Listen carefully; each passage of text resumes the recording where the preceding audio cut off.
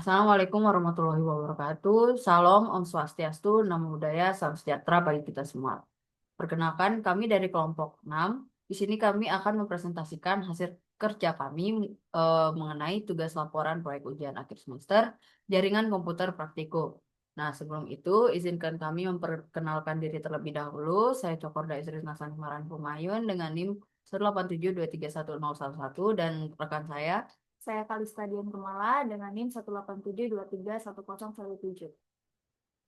Baik, untuk tugas utamanya itu adalah implementasi server di VPS, yang dimana implementasi dan konfigurasi layanan jaringan di VPS berbasis Linux. Adapun tujuan dari tugas ini yaitu untuk memahami dan mengimplementasikan layanan jaringan menggunakan Virtual Private Server atau VPS, serta melakukan konfigurasi layanan jaringan dasar dan pengamanan server. Nah, fokus utamanya itu mencakup instalasi layanan jaringan, pengelolaan pengguna, dan hak akses, kemudian penerapan firewall, serta penerapan langkah-langkah dasar untuk meningkatkan keamanan sistem. Kemudian untuk topologi atau desain layanan, nah provider VPS yang digunakan ini adalah Microsoft Azure, di mana memanfaatkan layanan Azure for Student yang menyediakan akses gratis tanpa memerlukan pembayaran melalui kartu kredit. Nah, untuk pemilihan Azure sendiri ini didasarkan pada kemudahan aktivitas, kemudian dokumentasi yang lengkap, dan kestabilan layanan cloud yang disediakan oleh Microsoft. Nah, VPS ini dikonfigurasi dengan spesifikasi seperti berikut, di mana gambar iOS-nya itu menggunakan Ubuntu Server 22.04 LTS x64 Gen 2, kemudian untuk arsitektur virtual machine-nya itu x64, dan untuk size-nya itu standar B2 ATS P2. Kemudian untuk metode aksesnya itu melalui SSH key dengan format RSA. Nah, untuk layanan jaringan sendiri itu yang untuk web server kami menggunakan Apache yang berfungsi untuk melayani permintaan HTTP dari browser pengguna. Dan untuk database servernya itu menggunakan MySQL. Ini digunakan untuk menyimpan dan mengelola data aplikasi web. Nah, semua layanan ini berjalan pada satu instansi VPS yang sama dengan sistem operasi Linux Ubuntu Server. Nah, akses ke server dilakukan secara remote menggunakan protokol SSH dengan kunci autentikasi RSA. Kemudian sistem dilengkapi dengan firewall untuk membatasi akses ke port tertentu serta dilakukan konfigurasi keamanan dasar seperti menonaktifkan login root dan mengganti port SSH default. Nah, berikut juga kami tampilkan topologi jaringan yang kami buat, yang dimana di sini terdapat PC client, kemudian ada cloud internet, yang mana merupakan itu Microsoft Azure, dan ada VPS server, yang dimana terdiri dari Apache sebagai web servernya dan MySQL sebagai database servernya. Kemudian ada pun langkah-langkah instalasi dan konfigurasi. Nah, pertama-tama itu kami membuat akun Microsoft Azure for Student, yang dimana kemudian kami membuat virtual machine. Jadi ini diklik bagian ini, bagian virtual machine-nya. Kemudian kami membuat nama untuk resource group, dan di mana itu digunakan untuk mengelompokkan berbagai sumber daya seperti VM, disk, IP public, NIC, dan VNet yang mana saling berkaitan. Nah, di sini kami menggunakan namanya itu adalah kelompok 6 sesuai dengan nama kelompok kami. Kemudian di sini kami memilih zona 2 itu untuk mendukung ketersediaan tinggi dan toleransi terhadap kegagalan pada layanan seperti VM, database, dan komponen Azure lainnya. Sekaligus menyesuaikan ukuran VM agar tetap berada dalam batas layanan yang gratis.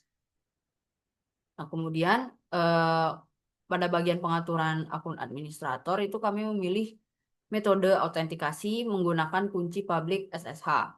Dan, dan untuk dan memilih nama penggunanya itu kelompok 6. Kemudian untuk nama file kuncinya yang dihasilkan itu adalah kelompok 6 strip 1 underscore key yang akan digunakan untuk mengakses VM secara aman. Nah, lalu kita mengklik opsi izinkan port yang dipilih dan menetapkan port SSH port 22 sebagai port masuk publiknya. Kemudian setelah itu kami klik tinjau dan buat ya. Kemudian ditunggu sebentar hingga muncul pop-up validasi. Apabila validasinya lulus, maka virtual machine itu berhasil dibuat. Ini dapat dilihat spesifikasi lebih mendetailnya untuk virtual machine yang berhasil dibuat. Nah, kemudian setelah itu kami menekan opsi buat untuk melihat alamat IP yang kami dapatkan dari hasil membuat virtual machine tersebut. Nah, di sini dapat dilihat kami mendapat alamat IP-nya itu 20.205.139.109. Nah, kemudian selanjutnya kami masuk ke CMD. Setelah membuat virtual machine, itu kami jalankan perintah SSH eh, strip I kelompok 6 strip 1 underscore key.pem kelompok 6 at alamat IP sebagai sudo yang digunakan untuk menjalankan perintah hak akses administrator. Nah, kemudian kami masukkan perintah sudo apt update untuk memperbarui daftar paket dari repositori resmi. Setelah itu di sini kami menjalankan perintah sudo apt install apache 2 mysql server itu untuk server website dan server database yang digunakan. Nah, setelah itu kita menjalankan perintah sudo systemctl status apache 2 itu untuk mengecek apakah layanan Apache sudah terinstall. Nah, dapat dilihat di sini bahwa statusnya aktif atau running. Kemudian kami melakukan perintah sudo systemctl status MySQL ini juga untuk mengecek apakah MySQL telah terinstall. Nah, kemudian di sini kami melakukan pengecekan untuk browser dari hasil instalasi dan konfigurasi Apache dengan IP yang telah diberikan yaitu 20.205.139.109 melalui akses HTTP link akses berikut. Nah, kemudian kami juga menambahkan pengguna baru dan mengatur hak akses dengan perintah sudo user add Katrina. Di sini untuk nama pengguna barunya itu kita beri nama Katrina. Nah, kemudian eh, menjalankan perintah sudo usermod strip ag sudo Katrina itu untuk mengatur hak akses dari user baru. Setelah itu kami melakukan uji akses dengan pengguna baru melalui perintah su strip Katrina.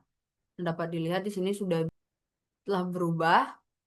Sebelumnya di sini tulisannya kelompok 6 kemudian menjadi Katrina. Kemudian kami mengimplementasikan firewall sederhana. Di sini kami menjalankan perintah sudo ufv allow open ssh, kemudian sudo ufv allow 80, kemudian sudo ufv allow 3306. Nah, kemudian kita mengenable-nya dengan sudo ufv enable dan kemudian melakukan pengecekan status melalui perintah sudo ufv status. Nah, setelah itu di sini kami melakukan hardening dasar dengan dengan menjalankan perintah sudo nano strip etc strip ssh strip sshd underscore config, di mana ini tuh untuk dasar keamanan server seperti disable root login, ubah port ssh dan sebagainya. Nah, di sini kami mengubah port 22 menjadi 2222, dan kemudian kami juga mengubah permit login di sini menjadi no dan menghapus tanda pagar di depannya. Nah, selanjutnya kami melakukan izin koneksi masuk dengan port 2222 menggunakan perintah sudo ufv allow 2222. Kemudian melakukan restart pada layanan SSH agar perubahan dikonfigurasi di etc ssh sshd config dengan perintah sudo systemctl restart ssh dan mengecek apakah sistem sedang mendengarkan koneksi atau listen pada port 222 menggunakan perintah SSH. Nah, di sini dapat dilihat bahwa sistem telah mendengarkan koneksi atau listen pada port 222. Nah, kemudian yang terakhir itu kami melakukan uji coba untuk terhubung ke server VPS menggunakan port khusus 222 dan melakukan autentikasi dengan private key dengan mengetikkan perintah ssh strip i kelompok 6 strip 1 underscore key.com strip p 2222 kelompok 6 at 20.205.139.109. Nah, dapat dilihat di sini kami telah berhasil masuk menggunakan port 2222 pada VPS. Selanjutnya akan dijelaskan oleh rekan saya. Baik, selanjutnya di sini ada penjelasan hasil uji layanan. Jadi setelah proses instalasi dan konfigurasi berbagai layanan pada VPS selesai dilakukan, di sini kami melakukan pengujian untuk memastikan bahwa setiap layanan berfungsi dengan baik. Yang pertama ini ada web server atau Apache. Ini pengujian pertama dilakukan terhadap layanan web server Apache 2. Hasil pengujian menunjukkan bahwa ketika IP publik VPS diakses melalui browser menggunakan alamat seperti yang tertera di sini, ini halaman default Apache berhasil menampilkan halaman. Halaman ini menandakan bahwa layanan Apache telah berjalan dengan baik dan mampu merespon permintaan HTTP dari pengguna, sehingga dapat disimpulkan bahwa konfigurasi web server telah berhasil. Nah, ini adalah gambar dari link yang ada di sini. Itu udah Pak. Kan ke itu. Ke web server bisa. Oke. Selanjutnya di sini ada database server atau MySQL. Nah, di sini pengujian dilakukan terhadap layanan database MySQL. Ini akses ke MySQL berhasil dilakukan dengan perintah sudo MySQL min u root yang menunjukkan bahwa layanan MySQL dalam kondisi aktif dan dapat dijalankan tanpa kendala. Ini dapat dilihat di sini ketika kita memasukkan perintah, maka dia akan berpindah menjadi MySQL. Nah, untuk memastikan fungsionalitas database, dibuat sebuah database uji bersama, yaitu kita namakan coba DB, dan di dalamnya dibuat tabel sederhana bernama user. Setelah itu, dua baris data dimasukkan ke dalam tabel tersebut dan berhasil ditampilkan kembali dengan perintah select from user. Hasil ini membuktikan bahwa MySQL telah dikonfigurasi dengan baik dan dapat digunakan untuk menyimpan serta mengambil data. Ini adalah hasil dari database yang kita buat di MySQL-nya. Jadi yang ketiga di sini ada uji coba untuk pengguna baru. Nah, di sini kami menggunakan nama baru yaitu Katrina dan melakukan pengujian hak akses dengan perintah su min Katrina yang berhasil dijalankan dan menunjukkan prompt berubah menjadi seperti di gambar tersebut. Nah, pengguna ini juga diuji hak istimewanya melalui perintah sudo ls /root yang memerlukan autentikasi ulang dan berhasil menampilkan isi direktori root. Hal ini menunjukkan bahwa pengguna Katrina telah bergabung dalam grup sudo dan memiliki hak administratif. Kemudian yang keempat ada firewall atau UFW. Nah, pengujian ini dilakukan pada layanan firewall UFW dengan menjalankan perintah sudo UFW status. Nah, diperoleh informasi bahwa firewall dalam kondisi aktif dan hanya membuka port yang diperlukan, seperti port 80 untuk HTTP, yaitu untuk layanan web server, kemudian port 3306 untuk MySQL atau layanan database, dan port 2222 sebagai port SSH yang telah dikustomisasi. Selain itu, semua port tersebut juga terbuka untuk koneksi IPv6. Konfigurasi ini menunjukkan bahwa firewall telah diatur dengan baik untuk menjaga keamanan sistem sekaligus tetap memungkinkan koneksi di layanan-layanan penting. Nah, ini ada screenshot dari hasil kami. Di sini terdapat actionnya sudah allow semua. Selanjutnya ada SSH hardening. Ini dilakukan pengujian terhadap konfigurasi keamanan akses SSH. Jadi akses SSH-nya menggunakan port 2222 ini diuji dari mesin lokal dengan perintah SSH min i kelompok 6 strip 1 underscore k .com min p 2222 kelompok 6 @20 205 139 109 dan hasilnya berhasil login ke VPS. Dapat dilihat seperti di gambar.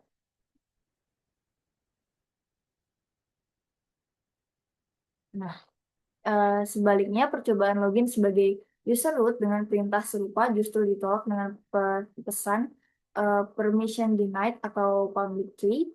Hal ini membuktikan bahwa konfigurasi keamanan SSH, khususnya pengaturan permit root login no, ini telah diterapkan dengan benar untuk mencegah akses langsung ke akun root. Konfigurasi ini sangat penting dalam memperkuat keamanan VPS dari potensi akses tidak sah. Ini contohnya ada di gambar. Oke, selanjutnya di sini ada troubleshooting. Jadi selama kami melakukan proses pengerjaan instalasi dan konfigurasi, di sini ditemukan beberapa kendala dan kami akan membahasnya dengan dua kasus yang terjadi, kemudian kami juga menganalisis penyebabnya serta langkah-langkah untuk memperbaikinya. Jadi untuk kasus yang pertama yaitu ada gagal terhubung dengan error permission denied atau public key. Jadi saat mencoba terhubung ke VPS untuk pertama kalinya menggunakan SSH dari PowerShell di Windows, koneksi ditolak dengan pesan error permission denied atau public key. Nah, ini percobaan dilakukan dengan perintah standar dan dengan berpindah ke directory folder SSH terlebih dahulu, namun hasilnya tetap sama seperti sintaks yang tertera di sini. Kita dilihat di sini ada permission denied. Kemudian saat kami masuk ke path SSH juga masih permission denied. Nah, di sini analisis penyebab masalah dari kami itu error permission denied ini secara spesifik berarti server SSH berhasil dihubungi, namun server dikonfigurasi untuk hanya menerima autentikasi menggunakan kunci SSH atau public key authentication. Kemudian klien SSH di komputer lokal gagal menyajikan kunci privat atau private key yang benar atau yang sesuai dengan kunci publik yang tersimpan di server untuk pengguna kelompok 6.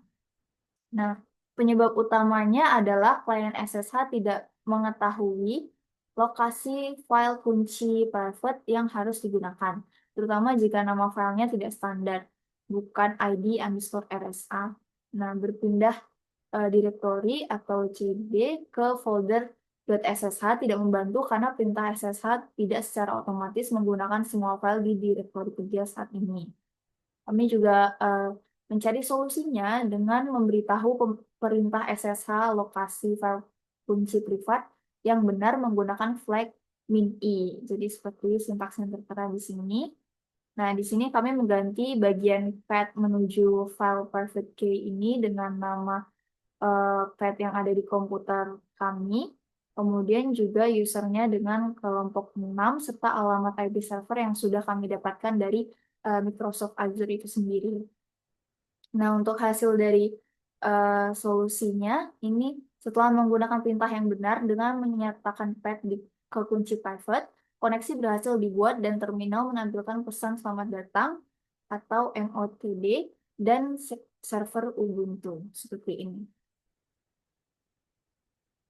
Lalu untuk kasus yang kedua, ini ada koneksi ke port SSH custom gagal dengan error connection timeout. Jadi setelah berhasil melakukan hardening keamanan dengan mengubah port default SSH dari 22 ke port custom seperti 222, percobaan koneksi ke port baru tersebut gagal. Error yang muncul adalah SSH connect to host 20.205.139.109 port 2222 connection timeout. Seperti pada sintaks yang tertera. Untuk analisis penyebab masalah ini, error connection timeout sangat berbeda saat dari permission denied. Ini berarti paket data yang dikirim dari klien tidak pernah menerima balasan apapun dari server hingga batas waktu habis. Penyebab paling umum dari masalah ini adalah firewall yang memblokir koneksi. Ada dua lapisan firewall yang mungkin memblokir koneksi ini. Yang pertama itu ada firewall infrastruktur cloud seperti Azure Network Security Group atau NSG. Kemudian yang kedua juga ada firewall sistem operasi atau UFW. Nah, dalam kasus ini penyebab utamanya adalah aturan di Network Security Group atau NSG Azure belum diperbarui untuk mengizinkan lalu lintas masuk pada port 2222.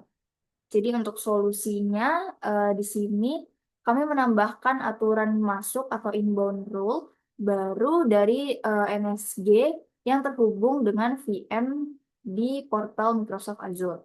Langkah-langkahnya adalah yang pertama kita membuka portal Microsoft Azure dan navigasi ke halaman virtual machine. Kemudian yang kedua masuk ke menu networking. Kemudian klik tombol add inbound rule, port rule. Kemudian yang keempat, isi formulir dengan detail berikut, search-nya any seperti default-nya, kemudian juga ini search port range-nya itu adalah default dari Microsoft Azure-nya, destination-nya juga any. Kemudian di sini destination port range-nya kita ubah ke 2222 ini sesuai port custom yang kita gunakan. Kemudian untuk protokolnya itu TCP, actionnya allow, dan priority-nya membiarkan saja default sesuai yang diberikan. Kemudian namanya juga biarkan default. Kemudian yang kelima, klik add untuk menyimpan aturan. Dan yang keenam, pastikan juga UFW di dalam server sudah mengizinkan port tersebut dengan perintah seperti di gambar ini, yaitu ada sudo UFW allow 2222/tcp, kemudian sudo UFW reload. Nah, hasil setelah solusinya ini, setelah aturan firewall di Azure NSG dan UFW diperbarui, koneksi SSH di port custom 222 berhasil dilakukan. Nah, kemudian untuk akses ke VPS, di sini apabila Bapak atau Ibu dosen ingin memverifikasi langsung, di sini kami memberikan detail akses yang dapat digunakan. Di sini ada untuk mengenai alamat IP kami, itu ada 20.205.139.109. Nah, kemudian untuk port SSH yang digunakan itu port 2222 dengan username kelompok 6 dan autentikasinya itu menggunakan SSH key RSA. Nah, kita juga mencantumkan private key-nya di sini nanti bisa diakses dan bisa di-download. Nah, untuk akses web servernya itu melalui link berikut. Nah, kemudian untuk tugas tambahan yaitu penilaian tingkat lanjut di mana melakukan konfigurasi web hosting sederhana dengan virtual host dan domain sendiri di VPS. Nah, adapun tujuan dari tugas tambahan ini yaitu untuk memahami konsep layanan web server dan virtual host, kemudian menyambungkan domain ke VPS menggunakan DNS publik, serta melakukan hosting lebih dari satu website pada satu server yang sama. Nah, di mana melalui tugas ini dilakukan konfigurasi web hosting sederhana menggunakan virtual host dan domain sendiri, termasuk penambahan protokol HTTPS melalui sertifikat SSL. Baik, selanjutnya ada langkah-langkah konfigurasi dari tugas tambahan ini. Yang pertama, kami menginstal dan mengkonfigurasi web server Apache. Di sini kami memasukkan perintah sudo apt update untuk memperbarui daftar paket dari repositori resmi. Kemudian kami memasukkan perintah sudo apt install Apache 2 untuk mengunduh paket Apache-nya. Nah, kemudian kami melakukan perintah sudo systemctl status Apache 2 untuk mengecek apakah layanan Apache sudah terinstall. Dapat dilihat bahwa layanan Apache-nya sudah diinstal. Kemudian di sini yang kedua, kami membuat dua virtual host untuk dua website berbeda, yaitu dengan nama kalistrisna.kelompok6.xyz dan recyclex.kelompok6.xyz. Nah, di sini kami yang pertama memasukkan perintah scp min-p dengan portnya 2222 min-i kelompok 6 strip 1 underscore k.pem dan min-r. Kemudian di sini kami masukkan path dari tempat di mana website kami berada atau codingannya. Kemudian di sini kami masukkan kelompok 6 at IP yang kami dapatkan juga. Selanjutnya ini adalah konfigurasi untuk website 1 di mana kami masukkan perintah sudo mv/home/kelompok6/index.html kemudian /var/www/kalistrisna.kelompok6.xyz.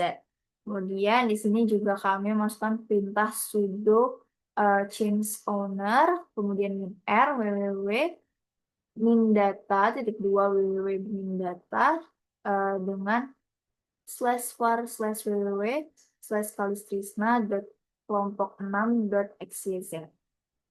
Kemudian di sini kami melakukan pengeditan di dalam nano dari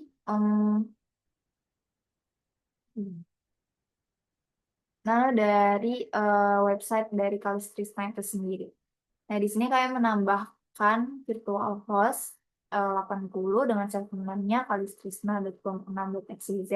Kemudian dokumen root-nya /var/www/kalistrisna.kelompok6.xyz. Kemudian direktorinya di sini allow override-nya dibuat all dan juga required all granted.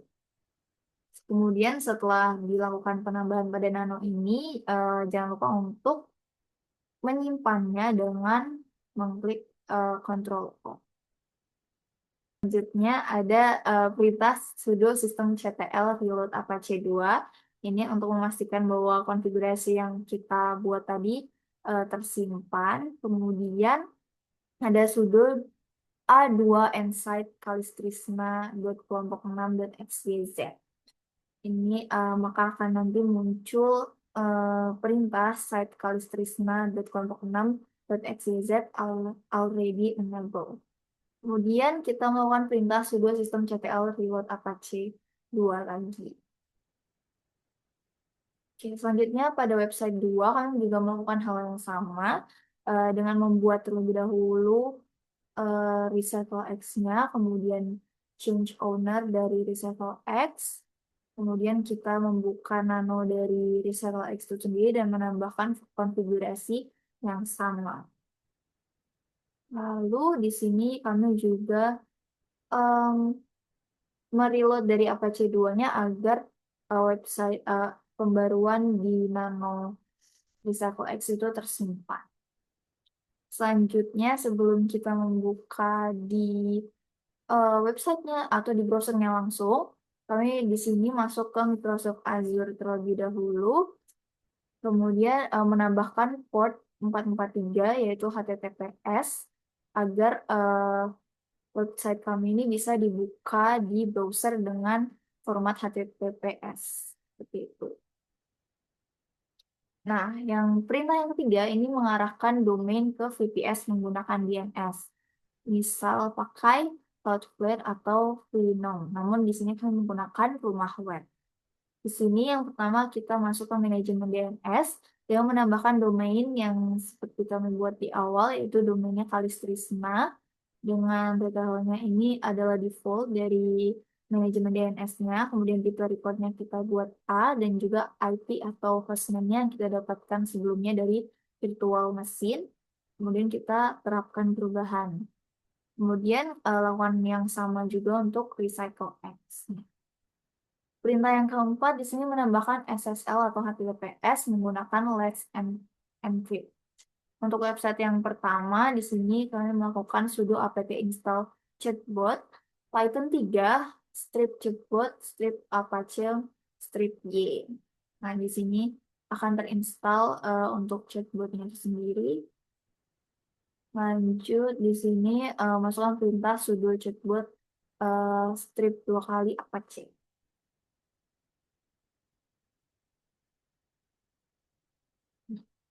Untuk website yang kedua juga lakukan hal yang sama untuk menambahkan SSL-nya atau HTTPS-nya itu sendiri. Nah, di sini untuk perintah yang kelima, mengunggah konten HTML sederhana bisa berupa landing page atau hasil project web statis sebelumnya.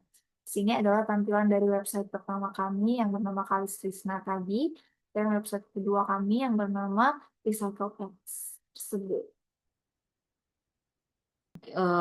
Berikut juga kami cantumkan link akses ke website yang kami gunakan sebelumnya. Dan di sini apabila kita klik untuk web pertama, dia akan menuju ke halaman tampilan dari web tersebut. Nah, kemudian di sini kita juga coba untuk website kedua. Nah, di sini juga sudah di direct ke landing page dari Recycle X itu sendiri. Baik, mungkin sekian presentasi dari kelompok kami. Kami mohon maaf apabila ada kesalahan kata, baik yang disengaja maupun tidak. Eh, Terima kasih atas perhatiannya. Kami ucapkan terima kasih.